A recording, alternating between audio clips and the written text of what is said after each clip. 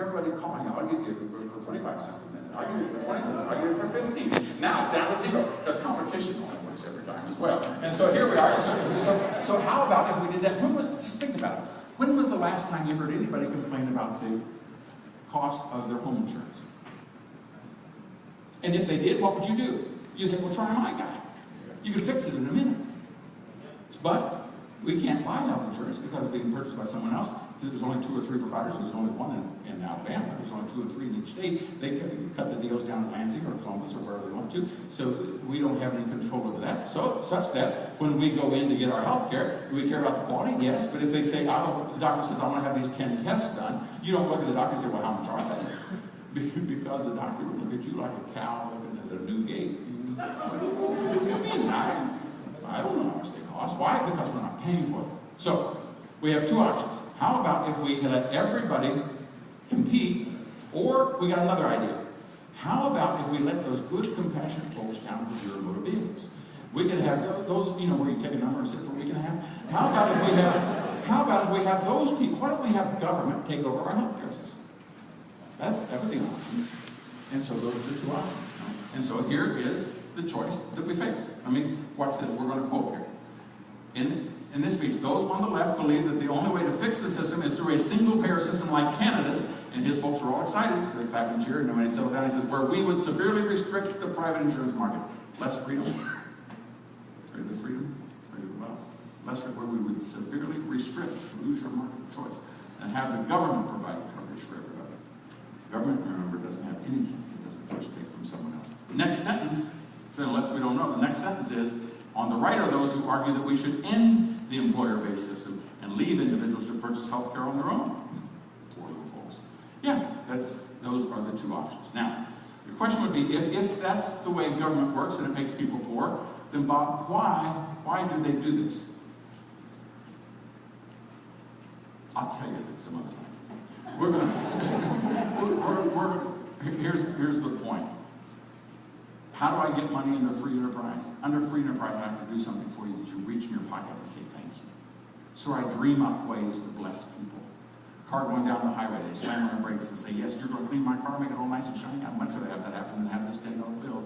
I'd much rather have that global position unit than this $200. Under free enterprise, the only way I get money is I have to bless someone else. And they voluntarily reward me for blessing them. So I lay awake nights in this country, 4% of the population of the world, 4%, writes more books, more plays, more symphonies, more copyrights, more inventions than the rest of the world combined.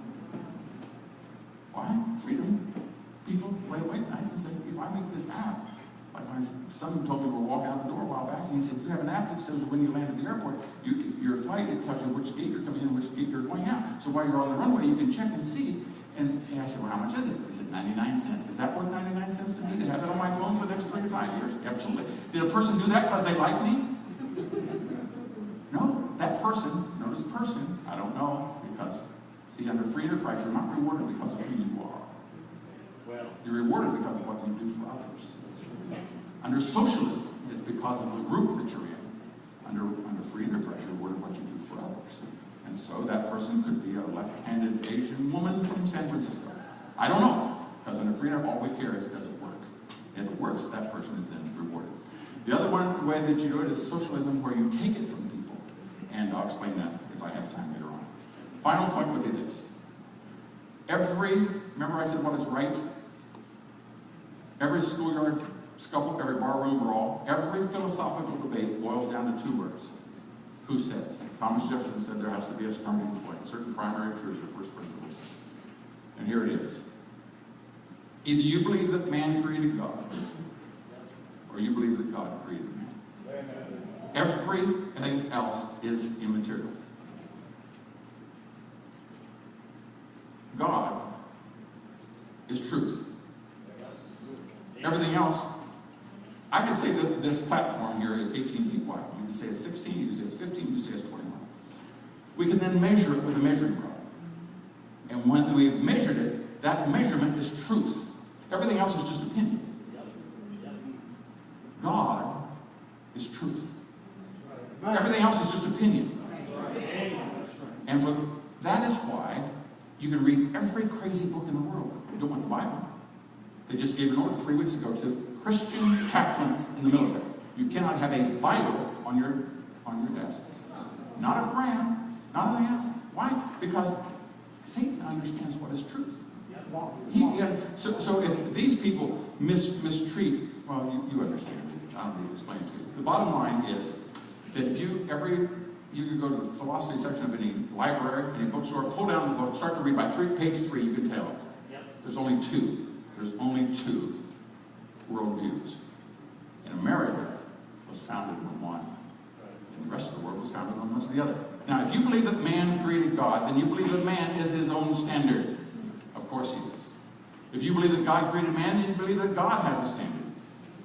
If you believe that man is his own standard, then you believe that man is basically good. By what standard would he not be good? If you believe that God created man, then you know that he falls short. If you believe that man is basically good, then anything that goes wrong is not his fault. This man's going around impregnating 8 women with 8 different children and being totally irresponsible. It's not his fault. He's good. So it's got to be, they didn't pass out enough condoms in the classroom. There's a government program. It failed, right? Because it's always, if we just do something different. Where I come from, we like to be protected. That is, if there's one person standing here with a gun and nobody else has a gun, you're in trouble. But if 2 people in this room have a gun, and this guy has a gun, suddenly the whole thing changed. You want to know what really changed? If everybody in the room had a gun. And so, if a person comes in here and starts shooting people, people say, well, it can't be his fault, because he's good. It's got to be that gun's fault. We need to regulate that gun. That gun's going around doing bad things. And finally, and this is critical. This is more critical than anything that we can say, because this goes to the very heart of who you are and what you do. And that is, if there is no God, then where do rights come from? They come from the group. They come from the group. And so people who are over here, that nobody's a person. Everybody's Hispanic or gay or women or African American or, there are no women's rights. There are no Hispanic rights. There are no blonde, left-handed rights. There's only rights that come from God to every one of us. And if we do not make that distinction, I was walking down the hall, my good friend, a fellow by the name of Paul Kagame. He's the president of Rwanda. There was a genocide. 80% of the people in Rwanda are Hutu, 20% are Tutsi. 80%, if you believe in democracy without God, then the majority wins, so they get to kill the 20%. And over the course of 90 days, they chopped 1 million people in pieces with machetes. That had happened when he was 2 years old. His parents had fled to Uganda. As he watched that, he became a physician. He rallied some people, and he walked across the border, and he brought stability. And then he asked 2 of us to come and have a reconciliation breakfast, and we've begun to do it ever since. My daughter has went there for a year and a half. They've done marvelous, marvelous things, but they recognize that there's only one thing that can bring reconciliation. Jesus Christ. Yes, sir. That's it.